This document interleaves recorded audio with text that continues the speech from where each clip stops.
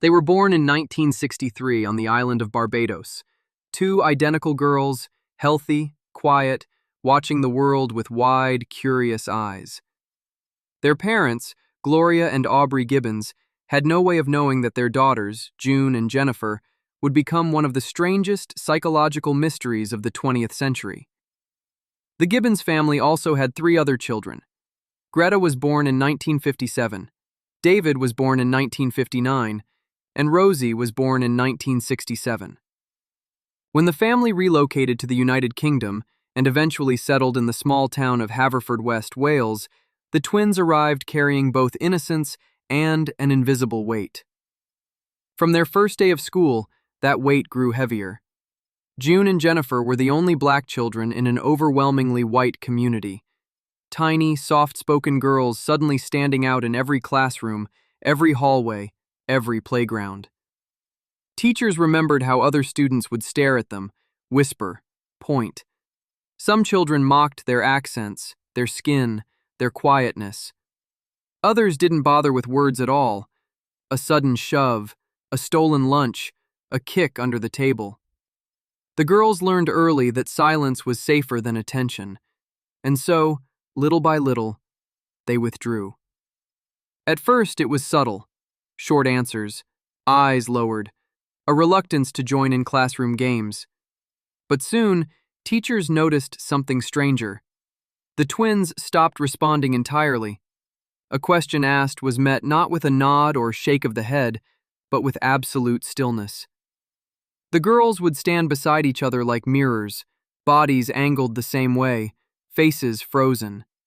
It was as if their voices had retreated somewhere deep inside, unreachable. When they did speak, it was only to one another, and no one could understand a word. The language came from childhood play, a scrambled mix of English and Bajan Creole, spoken so quickly and softly that even their own parents struggled to decipher it.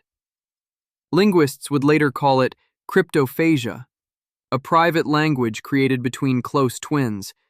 But for June and Jennifer, it was more than that. It was a refuge, a fortress, a place where the outside world couldn't reach them. Teachers tried to separate them, hoping it would force the girls to interact, to socialize, to break the silent wall they had built. But it only made things worse. When one twin was placed in a different classroom, she would freeze, unable to move or speak.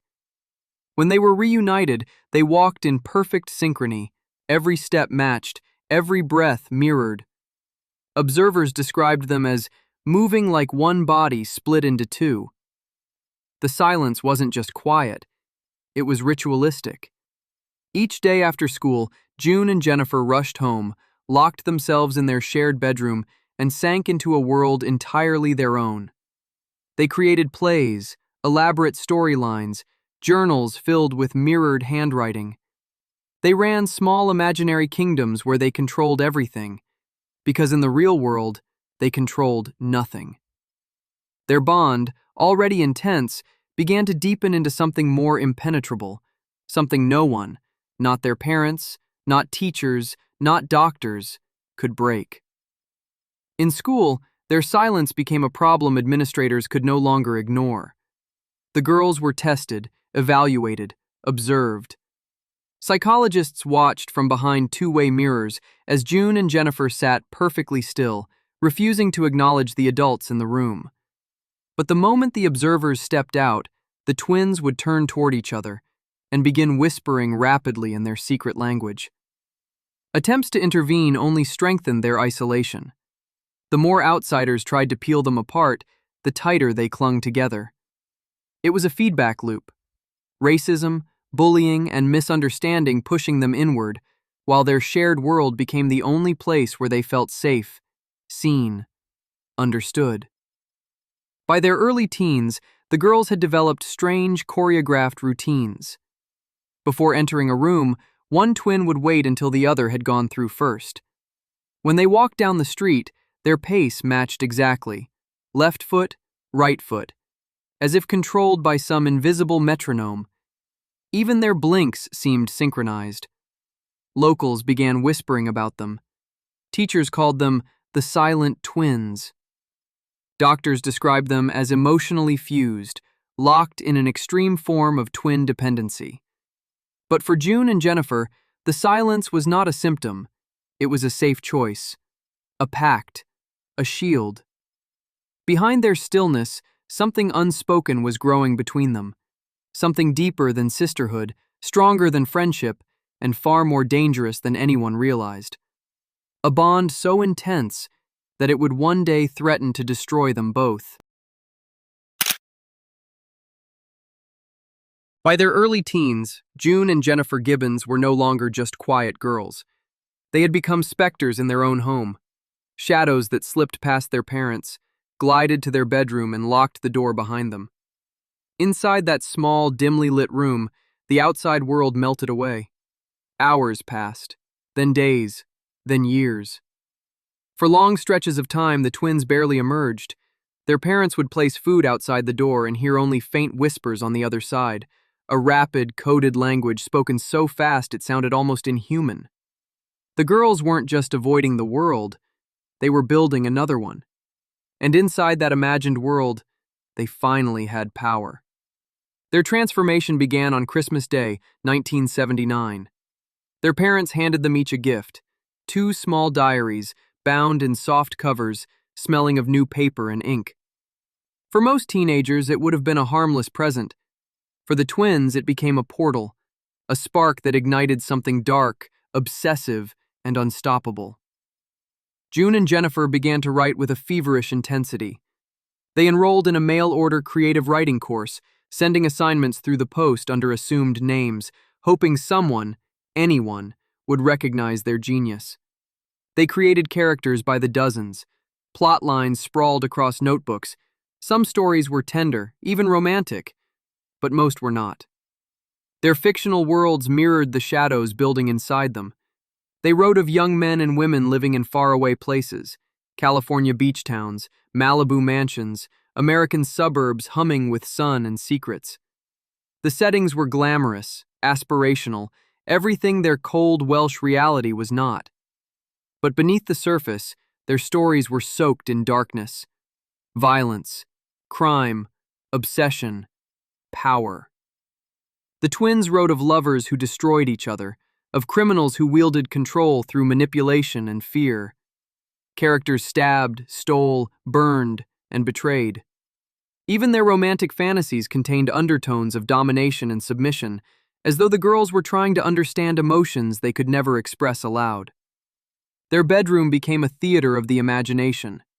They staged plays with paper dolls, reenacted scenes from their stories, spoke to their imaginary characters as though they were real, sometimes affectionately, sometimes cruelly. The line between creation and reality blurred. The girls were obsessed with fame, not conventional popularity, but the idea of being recognized, talked about, watched. In their isolated minds, fame implied control, influence, power. The very things they had been denied in school, in society, even within their own home. And yet, their writing was not a collaboration. It was a quiet war. Each twin filled her diary with emotions she could never say aloud: resentment, longing, jealousy. June wrote that Jennifer had a power over her. Jennifer wrote that June was weak without her. Their diaries became confessions, battlegrounds, traps. The more they wrote, the more the tension between them hardened into something chilling, an internal struggle for dominance wrapped in shared fantasy. But from the outside, no one knew. To their family, they were simply 2 silent girls lost in their room.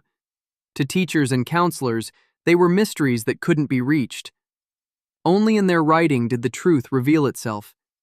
Inside their invented worlds, the twins were no longer isolated. They were gods. And each page brought them closer to the idea that imagination wasn't enough, that one day their fantasies might spill into the real world. The retreat into fiction wasn't a harmless escape. It was the beginning of something far more dangerous. By the early 1980s, June and Jennifer Gibbons had slipped so far into isolation that reality no longer felt solid beneath their feet. Their bedroom fantasies, once contained in pages and whispered scenes, began to leak outward. And when the twins finally stepped outside, they didn't rejoin the world. They invaded it. It began with curiosity, then thrill-seeking, then a kind of escalating, combustible rebellion. As teenagers, June and Jennifer discovered alcohol. Hidden bottles slipped into pockets, poured into cups behind deserted buildings. For most teens, it might have been simple experimentation.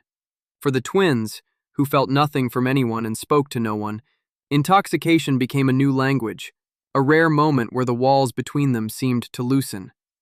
When drunk, they sometimes laughed, sometimes talked, sometimes fought. It was emotion finally unbound, raw and volatile.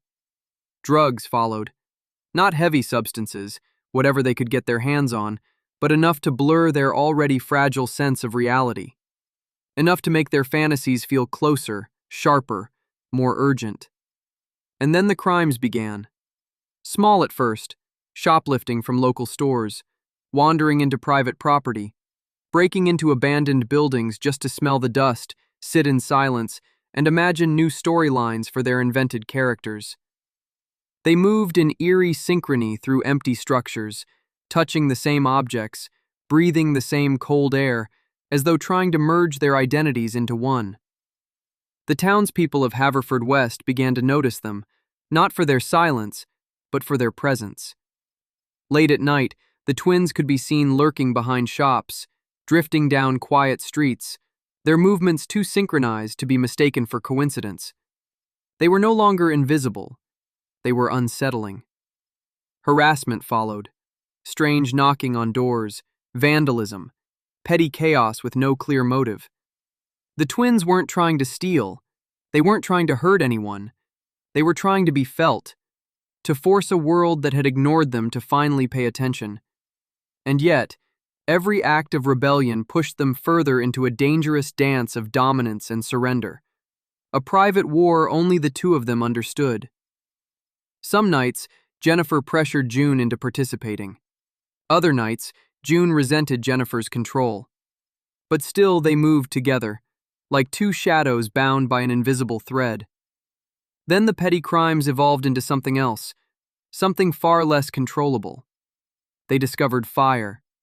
To the twins, flames were not just destruction. They were expression, bright, violent, and impossible to ignore. Fire was everything they were not. Loud, visible, commanding attention. They set small fires first. Bins, brush, scraps. It was a test, a whisper of danger. But whispers weren't enough. On June 24, 1981, the twins walked to the Pembrokeshire Technical College and approached a tractor showroom. In the darkness, under a sheet of quiet sky, they broke in. Chairs were stacked, papers scattered. A diesel-soaked rag lay draped across a window frame. And then, they lit it. The flames erupted quickly, licking through machinery, swallowing the building in a roar of heat and smoke. For the first time in their lives, the twins watched something bigger than themselves burn, truly burn. They stood there side by side, transfixed, not fleeing, not panicking, almost mesmerized. But the fire didn't disappear into the night. It consumed a structure, triggered alarms, drew police, investigators, and the full attention of a small Welsh town. This time, the twins had gone too far. They were arrested, handcuffed, taken away in silence, though inside, each girl felt the pulsing realization. Their fantasy world had finally collided with the real one, and there was no going back. The girls who once hid from the world had now forced it to look directly at them, and the consequences would be catastrophic. Broadmoor, a name spoken in whispers across Britain.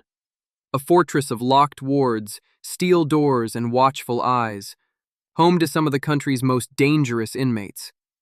Serial killers, violent offenders, the criminally insane. And in 1982, 2 teenage girls. June and Jennifer Gibbons entered Broadmoor not as killers, not as violent predators, but as arsonists whose strange, impenetrable silence had confounded every court-appointed psychiatrist who examined them. The judge believed they were dangerous, unpredictable, mentally unwell. The state believed they needed to be contained. And so the silent twins were sent to one of the most notorious psychiatric prisons in the UK. From the moment they arrived, the alienation was total. The clang of metal doors, the echo of alarms, the constant presence of guards, keys jangling as they passed. This was not a hospital in any comforting sense. It was a world built on control, a high-security mental health facility.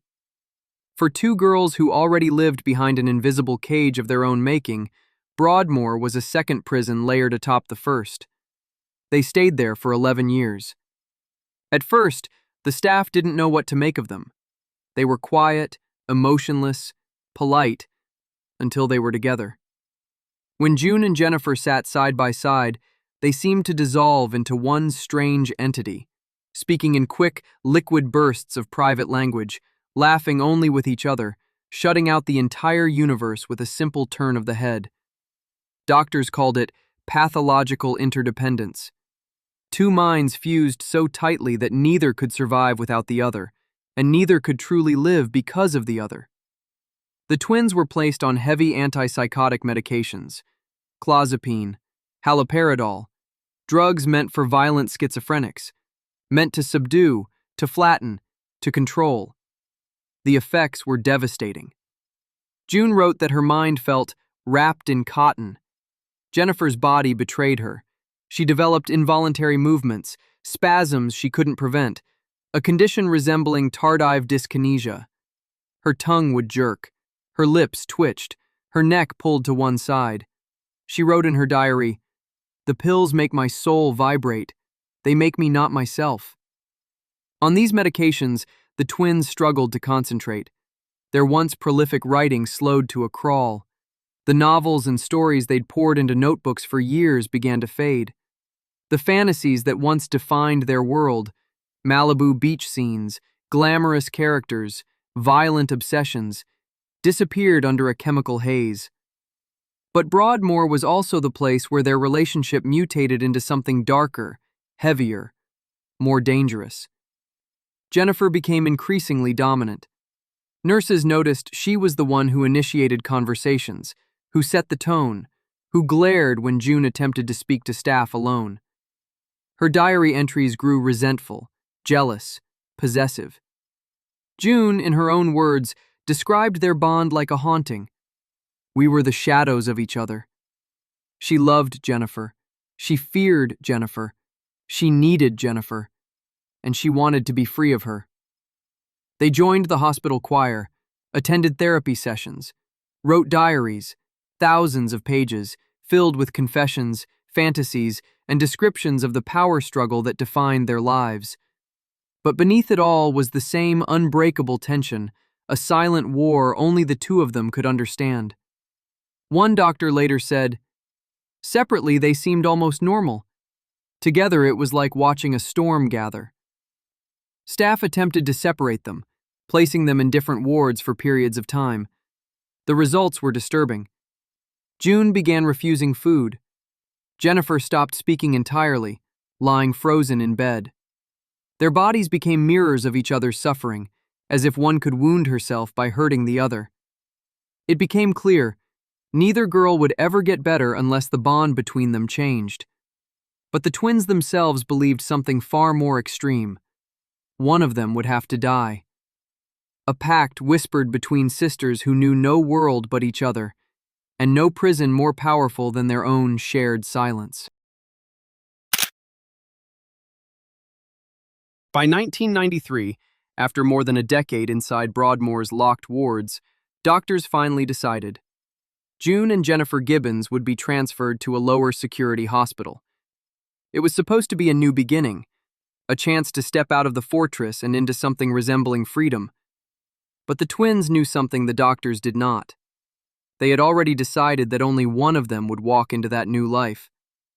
For years they had talked quietly, secretly, obsessively about the nature of their bond, how one's thoughts seemed to smother the other's, how the silence that protected them had become a coffin around their lives, how they could not, would not, be normal as long as they existed as two.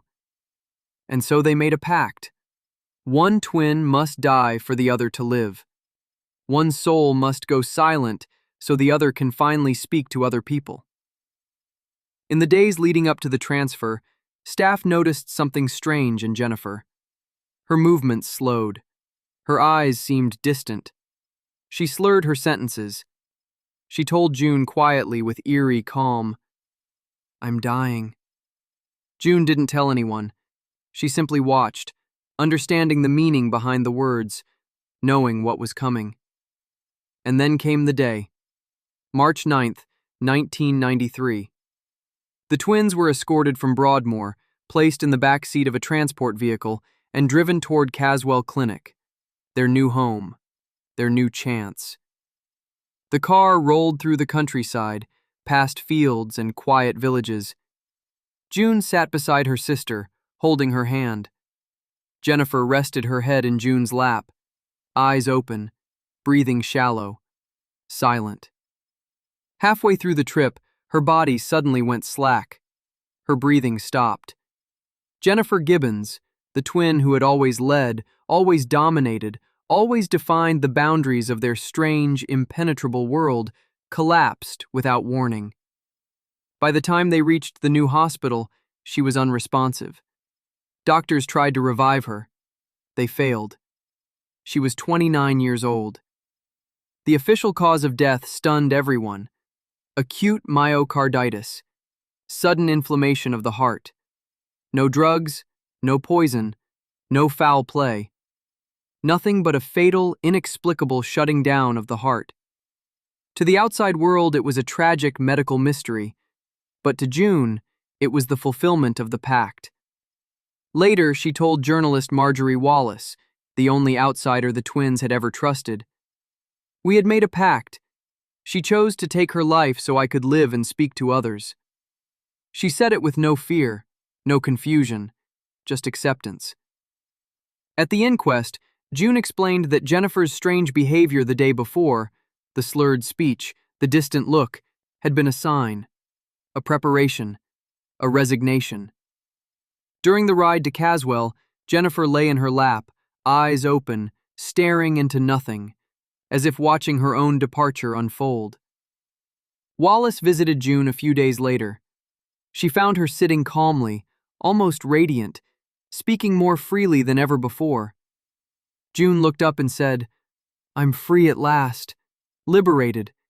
Jennifer has given up her life for me." She described it like a storm breaking, like a spiritual cleansing, a tsunami washing me of my sins. For the first time in her life, June's voice belonged to her alone. Jennifer was buried in St. Martin's Cemetery, Haverfordwest, Pembrokeshire, a single grave for one half of a mirrored soul. June attended the funeral alone.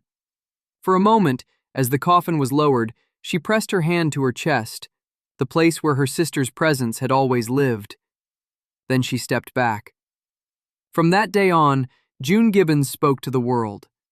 Jennifer's silence had been absolute, final, sacrificial, a pact fulfilled. One twin gone, one left behind, free and forever haunted. In the days following Jennifer Gibbons' sudden death, a strange quiet fell over Broadmoor, a quiet unlike the one the twins had lived in for decades. This time it wasn't shared. It belonged to June alone. And almost immediately, something impossible happened. June began to speak. Not in whispers, not in the halting, coded mutters she once used with Jennifer, but in full sentences, clear, direct, as though a dam had finally cracked, letting language rush into a place where it had been forbidden to exist. Locals who had once known the twins only as eerie silhouettes walking in perfect synchronization now saw June as someone entirely different. A woman no longer fused to another life. A woman finally allowed to be an individual. After her release, June settled quietly in West Wales. No headlines, no spectacle. Just a life, something she and Jennifer had never been granted as children or teens or institutionalized young women. Neighbors described her as soft-spoken, polite, private. Not the ghost twin, not one half of a mystery, but simply June. Yet the past never fully loosened its grip. In a rare 2016 interview, June spoke with painful clarity about Broadmoor, the institution that had held them for over a decade. "We got almost 12 years of hell because we didn't speak," she said. "We lost hope, really. I wrote a letter to the Home Office. I wrote a letter to the Queen asking her to pardon us, to get us out. But we were trapped." To June, Broadmoor wasn't just a hospital. It was the place where their minds fractured further under heavy medication, where Jennifer's health deteriorated unnoticed, where their silence, the very thing they couldn't escape, was punished rather than understood. Even now, decades later, June believes the institution failed them, failed to see the girls behind the diagnoses, failed to understand the bond that made them inseparable, and the psychological weight that made separation impossible. Today, June lives what she calls a normal life, though normal for her has a different meaning than it does for most. She shops in town, she talks to neighbors, she reads, she cooks, and she keeps much of her past locked away, speaking of it only when she chooses, on her own terms. But there is one thing she does admit openly. She feels free. Not free from her sister. June still visits Jennifer's grave, still speaks of her with love, still carries the memory of their pact like a shadow that follows her everywhere. But free from the confinement, the chemical restraints, the institutional walls that once defined their existence. For the first time in her life, June Gibbons lives without silence forced upon her. She lives as one person, no longer half of a pair that the world deemed unnatural, dangerous, or broken. Her voice, after being locked away for nearly 30 years, is finally her own. And she uses it,